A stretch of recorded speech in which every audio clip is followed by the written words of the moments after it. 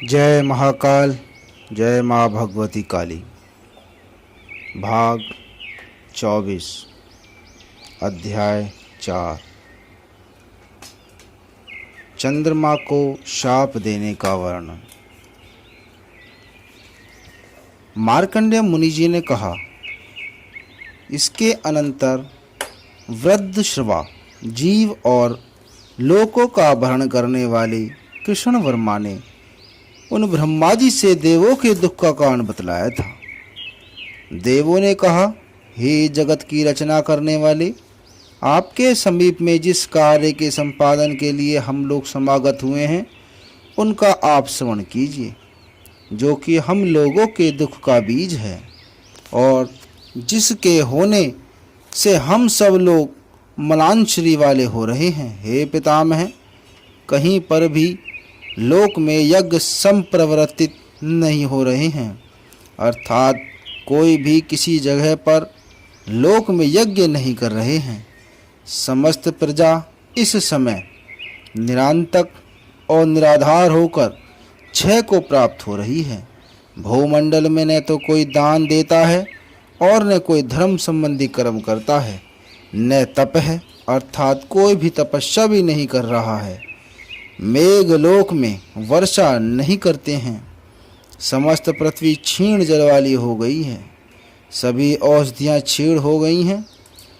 सस्य भी क्षय को प्राप्त हैं और लोग सभी समाकुल हैं। विप्रगण दस्युओं के द्वारा पीड़ित होते हुए वेदों के बाद में निहत नहीं हो रहे हैं। अन्न की विकलता को प्राप्त करके बहुत सी प्रजा मर रही है। यज्ञ भोगों के क्षीण हो जाने पर हम सभी लोग भोगने के योग्य पदार्थों से हीन हो रहे हैं। हम बहुत ही दुर्बल और हमारी कांति नष्ट हो गई है। हम कहीं पर भी शांति की प्राप्ति नहीं कर रहे हैं। चंद्रदेव तो रोहिणी के ही मंदिर में सदा वक्र गति से चिरकाल पर्यंत स्थित रहा करते हैं और वृष राशि के वह क्षीण होकर चांदनी से हीन रहते हैं। देवी के द्वारा जिस समय में भी चंद्र का अन्वेषण किया जाता है तो वह कभी भी इनके आगे स्थिति वाला नहीं हुआ करता है।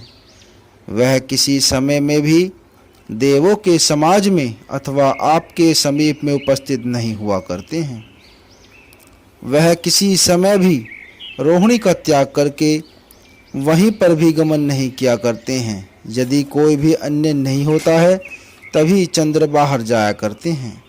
वह चंद्र समस्त कलाओं से हीन केवल एक ही कला वाले रह गए हैं, अर्थात केवल एक ही कला उनमें शेष रह गई है। हे लोकोकेश, यही सर्वत्र लोक में कर्म का विपर्य प्रवृत्त हो रहा है। तात्पर्य यही है कि सभी कर्म विपरीत हो रहे हैं। यह ऐसा है, उसको देखकर हम सब कांदिसीक हो रहे हैं, अर्थात किस ओर जाएं, ऐसे कर्तव्य विमूढ़ होकर हम सब आपकी ही शरणागति में प्राप्त हुए हैं। जब तक पाताल लोक से उठकर काल कंजरादि असुर हे लोकेश्वर हमको बाधा पहुंचाते हैं, तब तक आप भय से हमारी रक्षा कीजिए। यह जगतों का अतिक्रम किस कारण से हो गया है यह हम नहीं जानते हैं। इस विप्लव का क्या कारण है यह भी हम नहीं जानते हैं। मार्कंडेय मुनि जी ने कहा, दिव्यदर्शी पितामह ब्रह्मा जी ने देवों के इस वचन का श्रवण करके एक क्षण पर्यंत ध्यान करते हुए सर्वोत्तम से कहा। ब्रह्मा जी ने कहा, हे देवताओं, जिस कारण यह लोकों का विप्लव हो रहा है उसका आप श्रवण करिए। देव सोम ने दाक्षायणी 27 संख्या वाली अश्वनी आदि का श्रेष्ठ वधु के रूप में भार्य बनाने के लिए उनके साथ प्रणय किया था। सोम ने सबके साथ प्रणय करके वह चंद्र केवल रोहिणी में ही निरंतर अनुराग से प्रवृत्त हुए थे और अन्य सब में यह अनुराग नहीं किया था। वे सब अश्वनी आदि कन्याएं ज्वर से प्रपीड़ित थीं। वे 26 वर आरोहण वाली कन्याएं पिता के समीप में आ गई थीं। वे 26 वर आरोहण वाली कन्याएं जब अपने पिता के समीप में आ गई थीं, जिस प्रकार से निशानाथ अनुराग से रोहिणी में प्रवृत्त होता रहता है, उस भांति उन सब का सेवन नहीं किया करता है। यह सब प्रजापति दक्ष से निवेदन कर दिया था। इसके अनंतर महाबुद्धिमान दक्ष ने सोम के द्वारा चंद्रदेव की स्तुति करके और बहुत अधिकासुन्नत्र वचनों से संभाषण करके अपनी पुत्रियों के लिए अनुरोध किया था। तब महात्मा के द्वारा अनुरुद्ध होकर चंद्र ने उन सब में समान ही प्रवृत्त होने की प्रतिज्ञा की थी। चंद्रदेव ने उन सब में समान भाव रखने की बात स्वीकार करने पर वह मुनि श्रेष्ठ दक्ष भी अपने निवास स्थान को चले गए थे। मुनि श्रेष्ठ दक्ष प्रजापति के चले जाने पर चंद्र ने उनमें विषम भाव का त्याग नहीं किया था और वे फिर निरंतर क्रोधित होकर अपने पिता के समीप में चली गई थीं।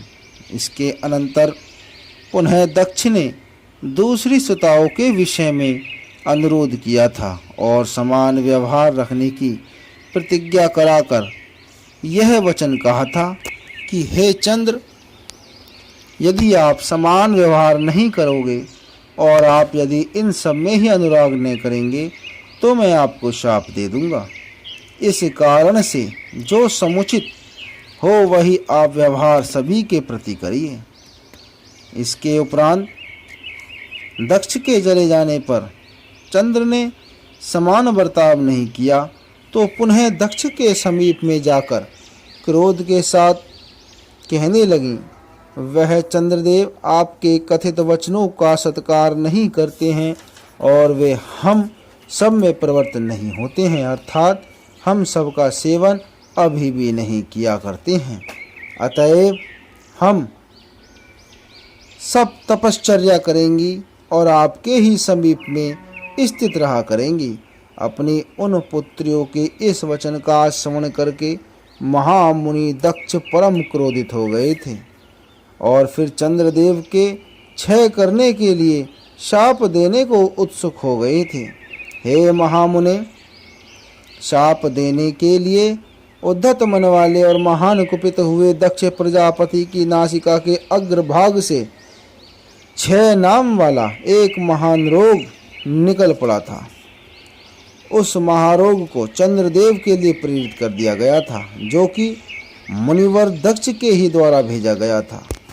वह महारोग चंद्रदेव के देह में प्रवेश कर गया था और चंद्र को क्षयित कर दिया था। चंद्रमा के क्षीण हो जाने पर महात्मा की ज्योत्सना अर्थात चांदनी भी क्षय को प्राप्त हो गई थी। चांदनी के क्षीण हो जाने पर समस्त औषधियाँ भी क्षय को प्राप्त हो गई थीं। औषधियों के अभाव से ही इस लोक में यज्ञों को संप्रवृत्ति नहीं हुआ करती है। यज्ञों के न होने ही से वृष्टि का अभाव हो रहा है और समस्त प्रजाओं का क्षय हो रहा है। यज्ञ के भागों के उपयोग से ही आप लोगों की दुर्बलता समुत्पन्न हो गई और स्वगोचर से विकार को हो गया है। यही संपूर्ण हमने आपको बतला दिया है। जिस रीति से लोकों में विप्लव हो रहा है, हे श्रोतमो, अब यह भी आप लोग श्रवण कर लीजिए कि जिस उपाय से इस विप्लव की शांति होगी। ब्रह्मा जी ने कहा, हे सुरगणों, अब आप सब लोग दक्ष प्रजापति के गृह को चले जाइए और उनको प्रसन्न करिए कि चंद्रदेव का अर्थात उनके क्षीण होने का महारोग दूर हो जाए। चंद्रदेव के परिपूर्ण हो जाने पर संपूर्ण जगत प्रकृति में स्थित हो जाएगा और आपको भी शांति की प्राप्ति हो जाएगी तथा समस्त औषधियों की समुत्पत्ति भी हो जाएगी।